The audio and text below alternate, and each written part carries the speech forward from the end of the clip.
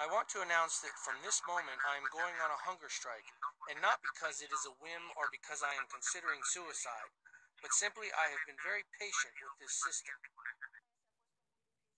It has become very difficult. As we know with this new administration, we all have very difficult cases, but we are very positive and taking the legal steps that follow.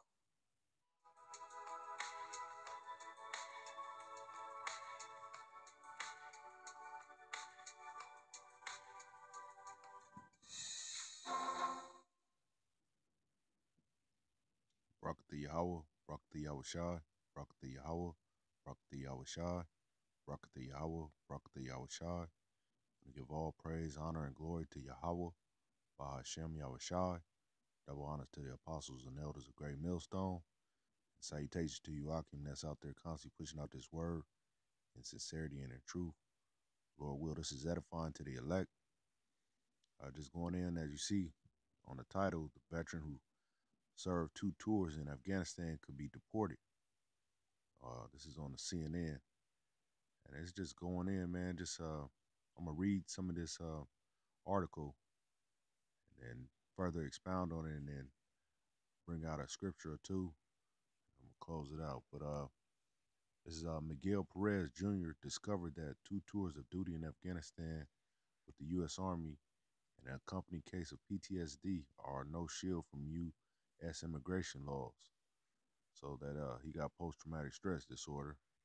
Because of a 2010 drug conviction, Perez, 39, sits in the U.S. Immigration Customs Enforcement Detention Center in Kenosha, Wisconsin, awaiting possible deportation to Mexico.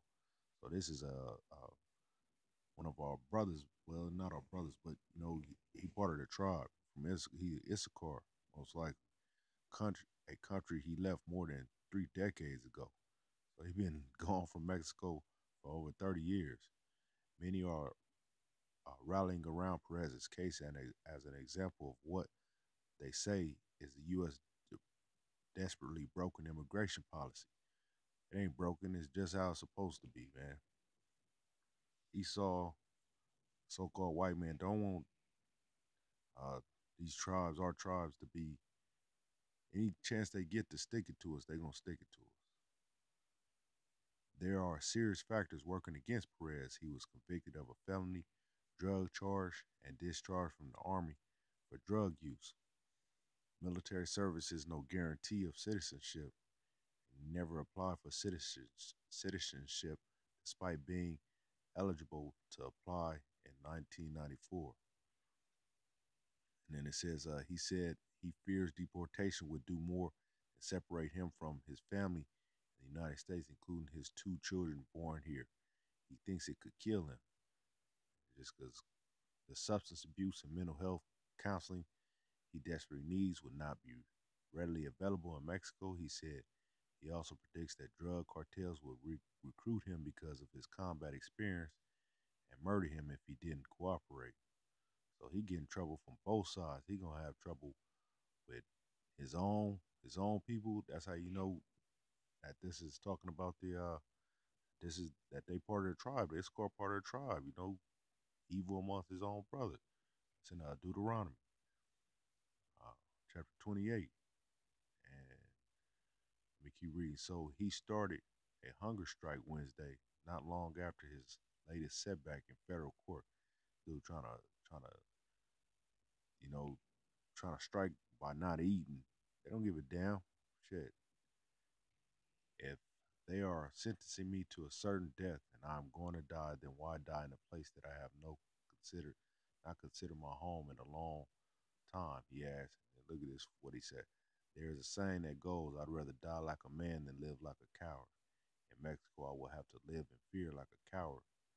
No, I'd rather die right here like a man fighting against something. It makes no sense. This thing of deporting veterans does not make sense, even if they try to justify with the law. Damn right, they gonna justify with the law. Cause Esau got it set up. He let you fight this white man's war, but as soon as you did something, that's why that scripture. And let me go to it. It's in the Apocrypha. Ecclesiastes, Ecclesiasticus,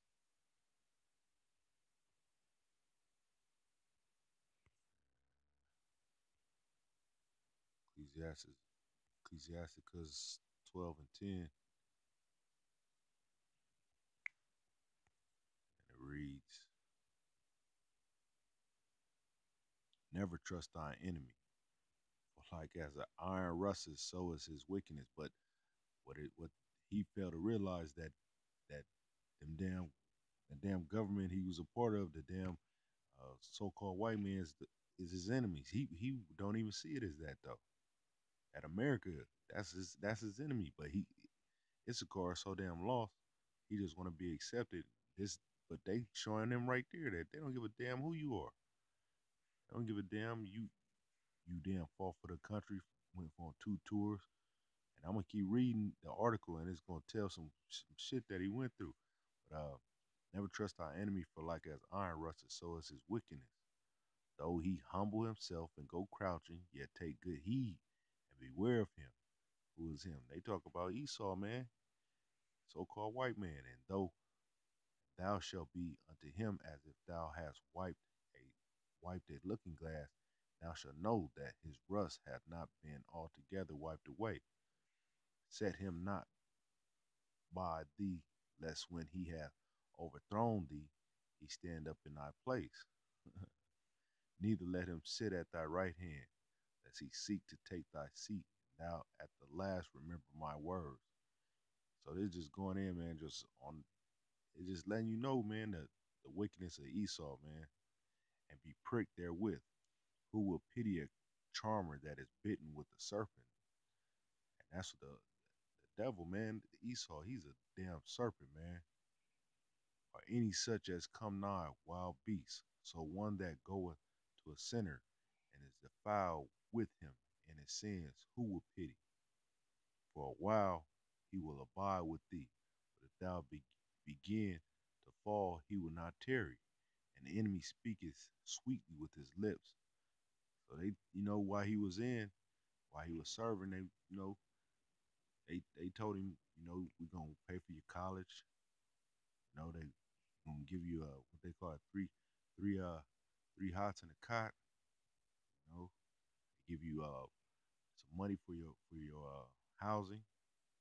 And they did all that. They did it.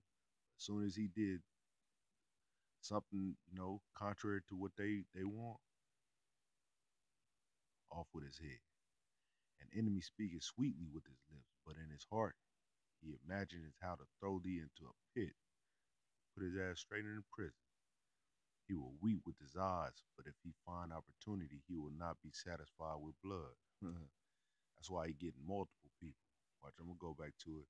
If adversity come upon thee, thou shalt find him there first, and though he pretend to help thee, yet shall he undermine thee. See, he's an underminer, man. He can't be trusted. Like it said in the beginning verse on verse 10, never trust him. Verse 18, he will shake his head, clap his hands, and whisper much, and change his countenance. He's a damn devil, but they don't see it though. They don't see it as that. They just see him as being a damn. He's all good. All good to them. Got everybody fooled. Go back down.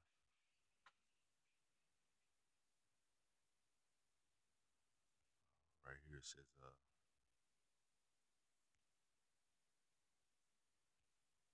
all right, there is a sign that, okay, I read that part.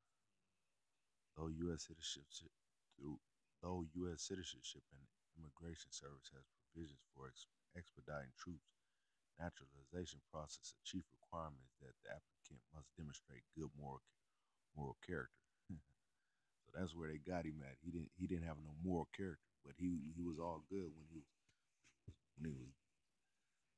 serving his country though. It was all good. Veterans not immune from deportation. Perez is not the first veteran of the U.S. military to face deportation. He ain't gonna be the last. Yeah, it says in 2016, CNN interviewed several veterans in Tijuana, Mexico, after they were deported from the United States. Those veterans said they consider their homes to be in the United States, not Mexico.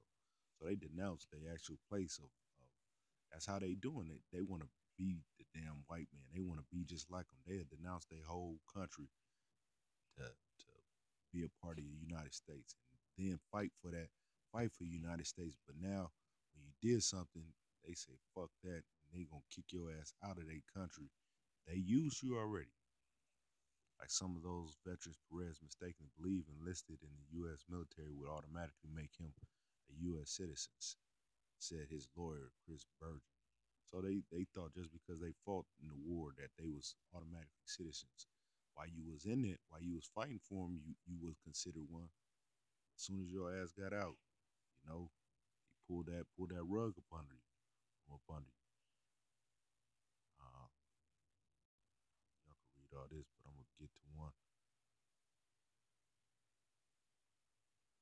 This what they proud about this part. It says between fiscal year 2002 and 2015, U.S. Citizenship and Immigration Services naturalized more than 109,000 service members. So they proud that they naturalized 109 service members. They ain't gonna they fail to talk about how many they deported though. But it's gonna go more into it. Perez was born in Mexico. I ain't gonna go on this. This is just something about him and his dad and how he got here. I'm gonna read this part right here. Perez said he served in Afghanistan from October 2002, April 2003, and May 2003, October 2003. His lawyer said Bergen added that Perez left the Army in 2004, general discharge after he was caught smoking marijuana on base. Here he is right here. So it just said after leaving Army, Perez's life went off track. He attributed his problem to post-traumatic stress disorder, which was not immediately diagnosed. He said, watch what he started talking about. He said, I saw many horrible things I can only, until this day, speak about with the mental health specialist. And even then, after I say them, the nightmares start up again. He said, they are things that happen to me personally that happen to others and to Afghans themselves. 12, 11-year-old kids split in half by 50 caliber bullets at our hands. So he telling now he's starting to, he was blowing the whistle, kind of sort of say, he telling some of the things that killing these little young kids out there, blowing them in pieces with these 50 cals. These are things that you never forget, and sometimes when you try to forget, they come back at night. This dude forever gonna be having nightmares, and he don't have a name. He don't have none of his truth to help cope with it, to help deal with it. He said he became addicted to drugs and drank heavily. After the second tour, there was more alcohol, and that was also when I tried some drugs, he said, but the addiction really started after. So just going on how he, was trying to deal with his post-traumatic stress disorder. But this is the devil, man, They used him up, man. Used him up. This is another one I'm going to play for you guys real quick.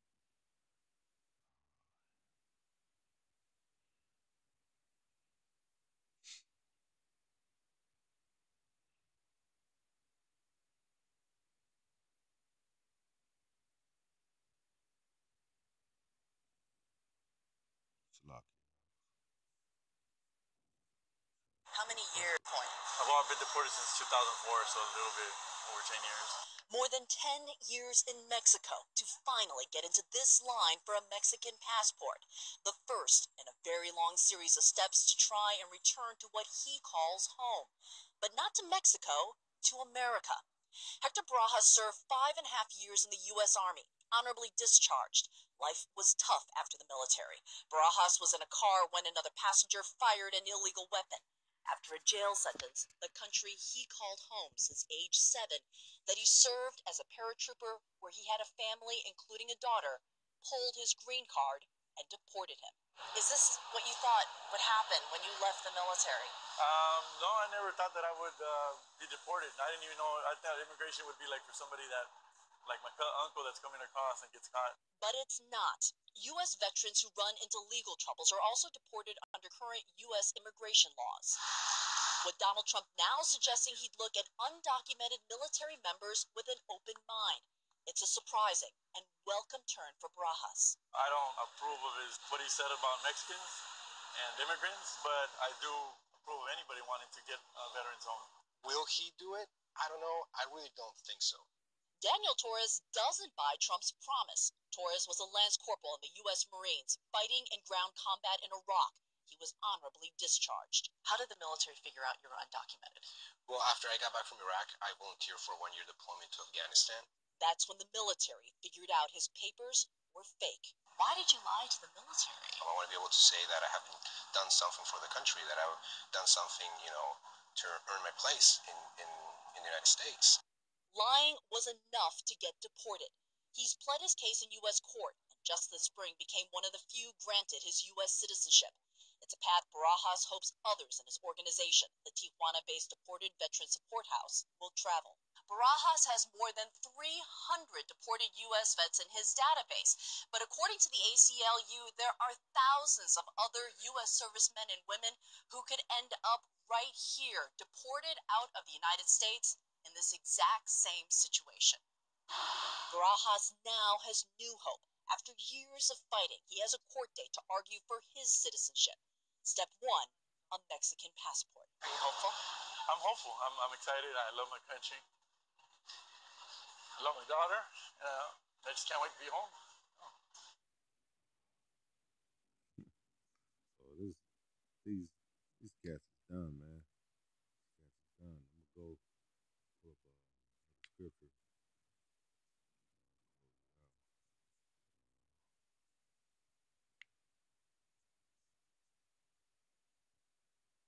Ecclesiasticus 26.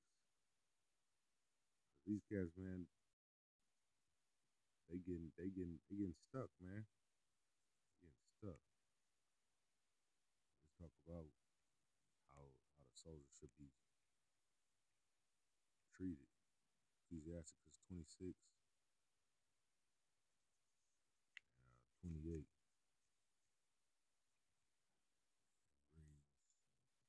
There be two things that grieve my heart. The third make me angry. A man of war suffereth poverty. And that's what I want to get into. Man of war that suffered poverty. They all broke, man. They all broke, man. They went fought that goddamn devil's war, went over there to Afghanistan and Iraq, and none of them the same. They broke as hell. Broke as hell. This just go to tell you, man. This go to show you who never trust your enemy, man. You damn you Northern Kingdom, Latin.